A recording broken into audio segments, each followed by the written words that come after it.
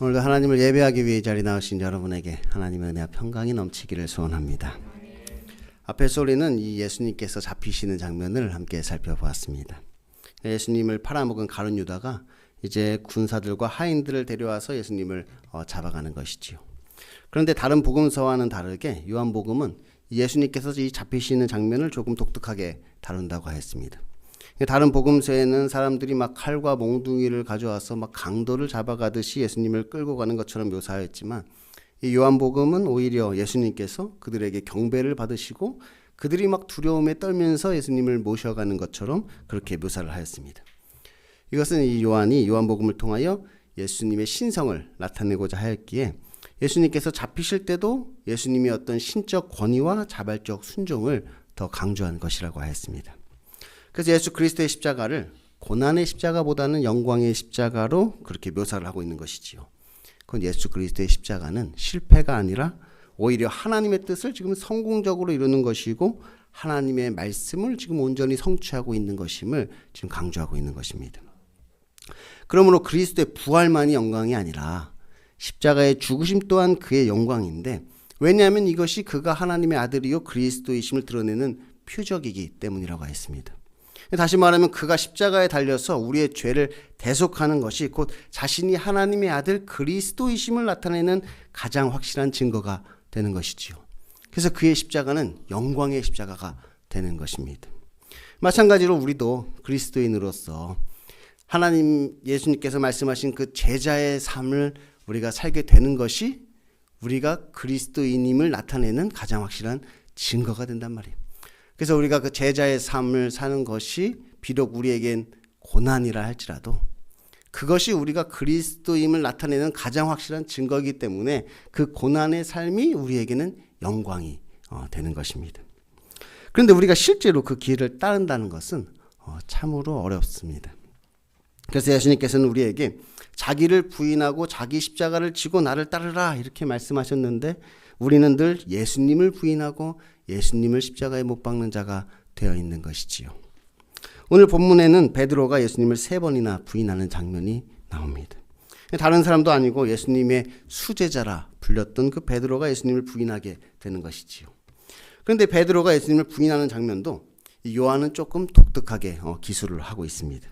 그러니까 베드로가 첫 번째 부인하는 것과 두 번째 부인하는 것 사이에 이 대제사장의 질문과 예수님의 답변을 삽입하여서 마치 예수님께서 지금 베드로에게 말씀하시는 것처럼 이것을 기록하고 있는 것이지요. 그러니까 지금 이게 만약에 이게 드라마라면 드라마의 장면이 지금 베드로가 예수님을 부인하는 장면이 나오고 이어서 대제사장과 예수님의 어떤 질문과 답변이 나오고 그 다음에 또 이어서 이 베드로의 장면을 보여주면서 마치 예수님과 베드로를 이렇게 대비시키면서 예수님께서 지금 베드로에게 지금 무슨 말씀을 하시는 것처럼 그렇게 지금 연출을 하고 있단 말이에요. 가야바의 장인 안나스가 예수님에게 너의 제자들과 너의 교훈에 대해서 지금 예수님께 묻습니다. 그러니까 너희 제자들은 지금 다 어디 갔고 너는 그들에게 무엇을 가르쳤느냐 이렇게 물은 것이지요. 그러자 예수님께서 대답하십니다. 내가 드러내놓고 세상에 말하였노라. 모든 유대인들이 모이는 회당과 성전에서 항상 가르쳤고 은밀하게는 아무것도 말하지 아니하였거늘 어찌하여 내게 묻느냐. 내가 무슨 말을 하였는지 들은 자들에게 물어보라. 그들이 내가 하던 말을 안 하니라. 예수님께서는 제자들과 함께 무슨 역적 모의를 하신 적도 없고 무슨 반란을 꾀하신 적도 없습니다. 다만 회당과 성전에서 오직 하나님의 말씀을 그냥 가르치셨을 뿐이지요. 그것도 은밀하게 한 것이 아니라 다 드러내놓고 그렇게 말씀하셨습니다. 그러니 내게 들은 자들에게 물어보라. 그렇게 예수님께서 말씀하신 것이에요. 그런데 지금 예수님께 들은 자들은 지금 다 어디 숨어 있는 것입니다. 그러니까 아주 은밀하게 숨어서 지금 자기 신앙을 지키고 있는 것이지요. 호산나 찬송하리로다 주의 이름으로 오시는 이여 예수님께서 입성하실 때 종려나무 가지를 흔들고 외치던 자들은 지금 하나도 안 보이고 있단 말이에요. 지금 예수님께서는 자기 백성을 구원하기 위해서 지금 이 땅에 오셨는데 정작 그의 백성들은 지금 다 어디 숨어 있는 것이지요. 그들이 지금 믿고 있는 것이 무엇인지는 모르겠지만 그들은 조용히 숨죽이면서 지금 그것을 기다리고 있는 것입니다. 그래서 지금 예수님께서 내가 무슨 말을 했는지 내게 들은 자들에게 물어보라 그렇게 말씀하시는데 누구 하나 나와서 예수님을 변호하는 사람이 없는 것이. 오히려 예수님을 공격하는 사람들은 아주 당당히 나서서 예수님을 공격합니다. 곁에 섰던 아랫사람 하나가의 손으로 예수님을 친 것이지요. 예수님이 대제사장에게 건방지게 대답하였다는 이유로 말입니다. 그래서 예수님께서 말씀하시지요. 내가 말을 잘못하였으면 그 잘못한 것을 증언하라. 바른 말을 하였으면 내가 어찌하여 나를 치느냐. 그러니까 내가 지금까지 했던 말들 중에 잘못된 것이 있다면 나를 따르지 않겠지만 내가 진리를 전하였는데 왜 너는 나를 따르지 않느냐. 지금 예수님께서 베드로에게 말씀하고 계신 것입니다. 그런데 베드로는 왜 거기서 그러고 있었을까요? 물론 우리가 베드로는 아니니까 베드로의 마음을 온전히 알 수는 없겠지만 이 베드로가 얼마나 한심한지는 우리가 확인해 볼 수 있습니다. 요한복음 6장에서 제자 중에 많은 사람이 예수님을 떠나갈 때 예수님께서 12 제자에게도 너희도 가려느냐 이렇게 물으셨지요. 그때 베드로가 이렇게 대답했습니다. 주여, 주의 영생의 말씀이 주께 있사오니 우리가 누구에게로 가오리까? 우리가 주는 하나님의 거룩하신 자인 줄 믿고 알았사옵나이다. 이것이 베드로의 신앙 고백이었단 말이에요. 또한 요한복음 13장에서는 예수님께서 내가 가는 곳에 너희는 따라올 수 없으나 후에는 따라오리라 이렇게 말씀하시자 베드로가 예수님께 뭐라고 이야기했느냐. 주여 내가 지금은 어찌하여 따라갈 수 없습니까? 내가 주를 위하여 내 목숨도 버리겠나이다. 이렇게 대답했단 말이에요. 아주 대단한 결단을 하였죠. 이처럼 베드로는 예수님이 누군지도 알았고 또 그를 위하여 목숨을 버릴 각오도 되어 있었단 말이에요. 그런데 막상 그것을 행동으로 옮길 때가 되니까 그는 언제 그랬냐는 듯이 자신의 모습을 감추고 예수님을 모른다고 부인하였던 것이지요. 이 베드로가 초신자도 아니고 예수님의 수제자라 불리는 베드로였건만 예수님이 누구신 줄 알았고 신앙 고백도 했고 그를 위해 목숨을 내어놓겠다 그런 각오도 했던 그 베드로였건만 그것을 막상 행동으로 옮길 때가 되니까 그는 언제 그랬냐는 듯이 자신의 신앙을 숨기고 있었던 것입니다. 그가 예수님을 따라다니기는 아주 잘 따라다녔습니다. 예수님께서 변화산에 오르실 때도 함께 따라갔었고 회당장에 딸을 고치실 때도 따라갔었죠. 그때 예수님께서 이 베드로와 야고보, 요한이 오직 3명만 데리고 가셨었단 말이에요. 그리고 심지어 이 베드로는 예수님에 따라서 물 위를 걷기까지 하였었습니다. 그리고 오늘 예수님께서 잡혀가시자 이 베드로는 다른 제자와 함께 그곳까지 따라왔던 것이지요. 그런데 무엇이 두려웠는지 그는 끝까지 그 믿음을 지키지 못하였던 것이. 그러니까 물에 걷다가 두려워서 그 물에 빠졌던 것처럼 오늘도 여전히 잘 물을 걷다가 그 물에 두려움 때문에 빠지고 말았던 것이지요. 예수님께서 내가 무슨 말을 하였는지 들은 자들에게 물어보라 말씀하시고 또 주변에 있는 사람들이 너도 예수님의 제자 중 하나가 아니냐 이렇게 그에게 묻고 있는데 그는 무엇이 두려워서 나는 모르겠다고 나는 그를 모른다고 나는 그의 제자가 아니라고 그렇게 대답을 하였던 것일까요? 내가 예수님의 제자이고 내가 예수님의 가르침을 들었다고 예수님의 가르침은 너희들이 생각하는 그런 것이 아니라고 그의 말씀은 진리이고 그는 하나님의 거룩하신 자로서 오직 그분만이 우리들의 구원자가 되신다고 그는 왜 대답하지 못하였던 것일까요? 그런 의미에서 본다면 이 베드로도 가룟 유다와 별반 차이가 없습니다. 예수님을 팔아먹은 가룟 유다나 예수님을 모른다고 부인한 베드로나 예수님을 십자가에 못 박는 일에 동참한 것은 매한가지인 것이지요. 그래도 가룟 유다는 예수님 팔아먹고 무슨 돈이라도 받았지.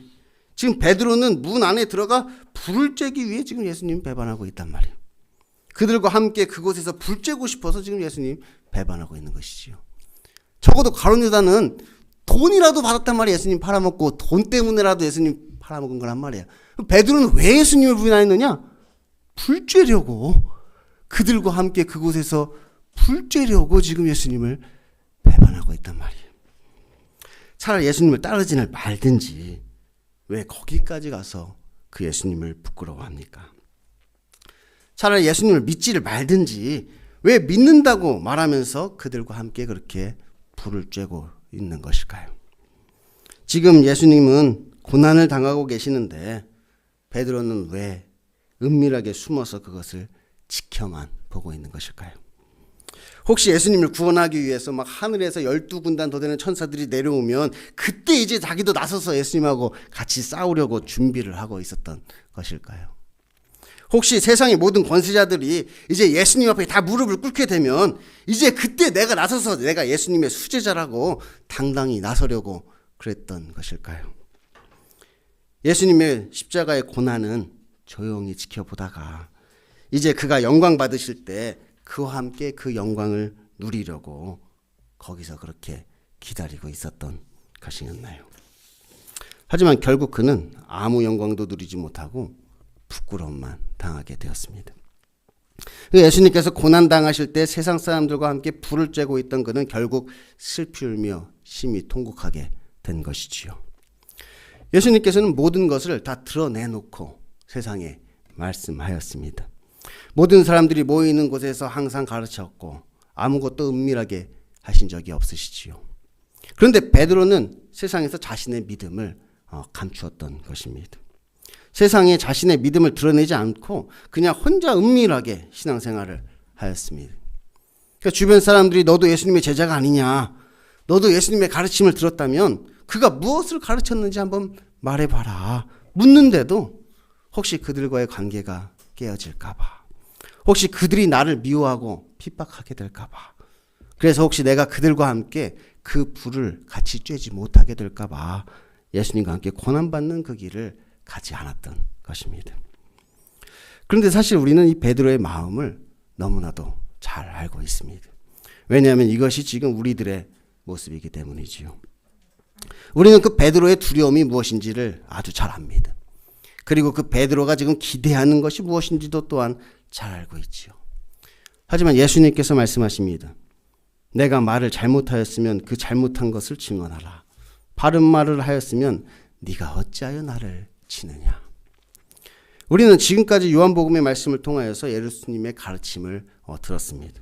저는 계속해서 여러분에게 우리를 향한 하나님의 뜻이 무엇인지, 그래서 우리들이 지금 해야 할 그 하나님의 일이 무엇인지 숨김없이 다 전하였습니다.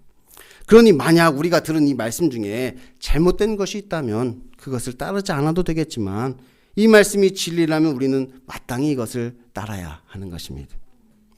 예수님께서는 우리에게 말씀하셨습니다. 너희들이 지금 무엇이 두려운지 그건 나도 알고 있다.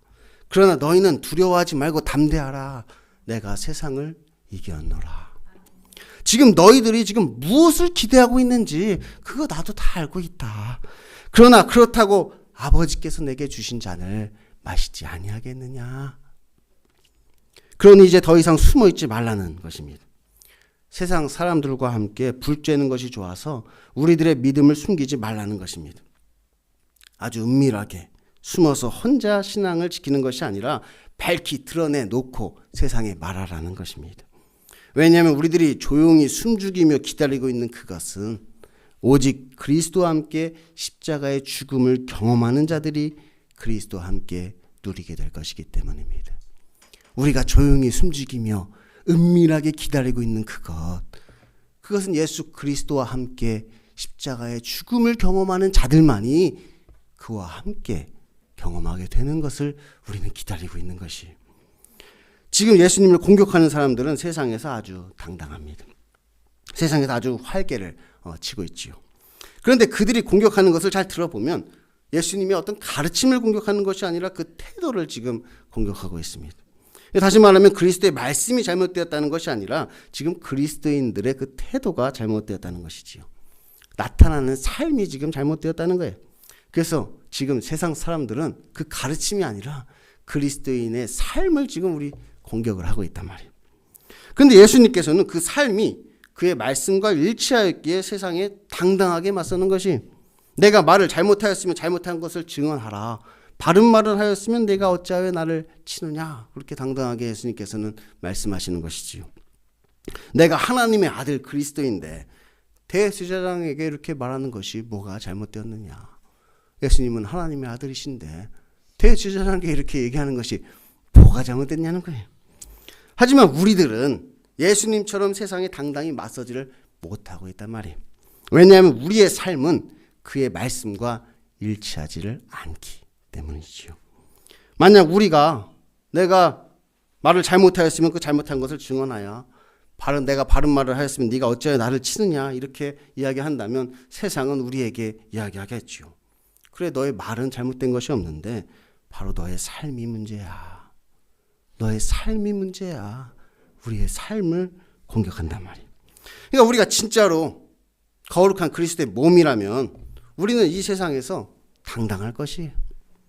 비록 우리가 이 세상에서 고난을 당한다 할지라도 그 가운데 하나님의 영광을 우리는 드러낼 것입니다.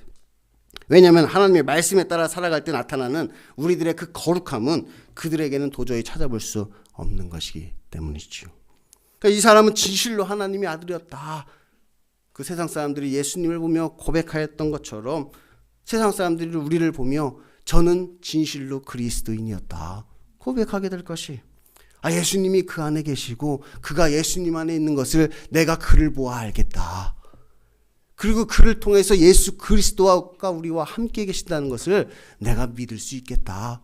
세상 사람들이 우리를 보며 그렇게 고백할 것입니다. 반면에 우리가 가짜 그리스도인이라면 우리는 오히려 세상을 두려워할 것입니다. 왜냐하면 나에게 거룩함이 없다는 사실이 드러나는 것이 두려운 것이지요.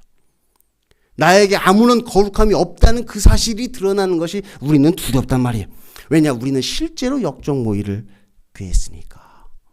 예수님은 역적 모의를 꾀한 적도 없고 반란을 일으키려고 한 적이 없는데 우리는 실제로 역적 모의를 꾀했단 말이에요. 실제로 반란을 기다리고 있었단 말이에요. 그러니까 세상 사람들에게 그것이 드러나는 것이 두려운 것이에요. 그래서 그들을 두려워하며 세상에서 내 몸 하나 따뜻하게 하려다가 이 세상에서 부끄러움만 당하고 결국 아무 영광도 누리지 못한 채 슬피 울며 심히 통곡하게 되는 것입니다. 베드로는 예수님이 누구신 줄도 알았고 그를 위하여 목숨을 버릴 각오도 되어 있었습니다. 그런데 막상 그것을 행동으로 옮겨야 할 때 그는 그러지 못하였습니다. 예수님을 따라다니기는 잘 따라다녔는데 정말 중요한 순간에 두려움에 휩싸여서 나는 모르겠다고, 나는 그를 모른다고, 나는 예수님의 제자가 아니라고 예수님을 부인하였던 것입니다. 차라리 예수님을 따르지를 말지 왜 거기까지 가서 그렇게 부끄러움을 당합니까? 차라리 예수님을 믿지를 말지 왜 믿는다고 말하면서 그렇게 세상의 것을 추구하고 있는지요. 자기를 부인하고 자기 십자가를 지는 삶을 살겠다고 다짐해 놓고 우리는 왜 예수님을 부인하고 예수님을 십자가에 못 박는 삶을 살고 있는 것일까요? 당연히 예수님께서 나를 구원하기 위해 하늘의 12군단도 더 되는 천사를 보내주실 줄 알았는데 그렇지 않아서 실망하셨습니까? 당연히 세상의 모든 권세자들이 다 내 앞에 무릎을 꿇게 될 줄 알았는데 그렇지 않아서 실족하셨습니까? 예수님을 믿고 따르면 우리가 세상의 영광을 누리게 될 줄 알았는데 지금 내 앞에 있는 것이 십자가의 고난이라 그 길을 가기가 망설여지십니까? 그래서 베드로처럼 그렇게 예수님을 부인하고 계십니까? 세상 사람들은 항상 우리에게 묻고 있습니다. 너도 예수님의 제자가 아니냐? 예수님의 가르침을 들었다면 그가 무엇을 가르쳤는지 한번 너의 삶을 통해 나에게 보여줘봐라. 그런데 우리는 오히려 그 말씀대로 이루어지는 그것이 싫은 것이지요. 우리는 진짜로 그 말씀대로 될까봐 오히려 걱정을 하고 있단 말이에요. 예수님의 말씀대로 진짜 내가 이 세상에서 낮아지게 될까봐, 예수님의 말씀대로 진짜로 내가 이 세상에서 미움을 받고 핍박을 당하게 될까봐, 그래서 예수님의 말씀대로 진짜로 내가 이 세상에서 출세하고 성공하지 못하게 될까봐 자기 십자가를 지는 그 길을 우리는 가지 않고 있는 것입니다. 그래서 세상 사람들은 여전히 그리스도의 가르침이 무엇인지를 알지 못합니다. 세상 사람들은 그리스도의 가르침을 알고 싶지만 여전히 세상 사람들은 그리스도의 가르침이 무엇인지를 알지 못한단 말이에요. 오히려 가짜 그리스도인들이 지금까지 보여준 것이 예수님의 가르침이라고 생각하게 되는 것이지요. 그 세상 사람들과 함께 불을 쬐기 위해 예수님을 부인하는 것이 예수님의 가르침이라고 그들이 생각하게 된단 말이에요. 예수님의 가르침을 실제로 우리의 삶으로 보여주는 사람이 없단 말이에요. 그들과 함께 오히려 불을 쬐기 위해서 예수님을 부인하는 모습만 그들이 보여주고 있는 것이, 예수가 너에게 그렇게 가르쳤느냐? 예수님이 가르침이 그런 것이란 말이냐? 오히려 예수님이 조롱을 당하고 계신 것이지요. 대제사장이 예수님께 묻습니다. 너희 제자들은 다 어디 갔고 너는 그들에게 무엇을 가르쳤느냐? 그때가 추운 고로 종과 아랫사람들이 불을 피우고 서서 쬐니 예수님의 제자들도 함께 서서 쬐더라. 지금 예수님의 제자들의 모습이 이러한데 예수님께서 그들에게 무엇이라고 대답할 수 있겠습니까? 그러니 이제 더 이상 숨어있지 말고 세상에 당당히 나와 예수님의 가르침이 무엇이었는지를 우리들의 삶으로 직접 보여주는 저와 여러분이 될 수 있기를 소원합니다. 기도하겠습니다.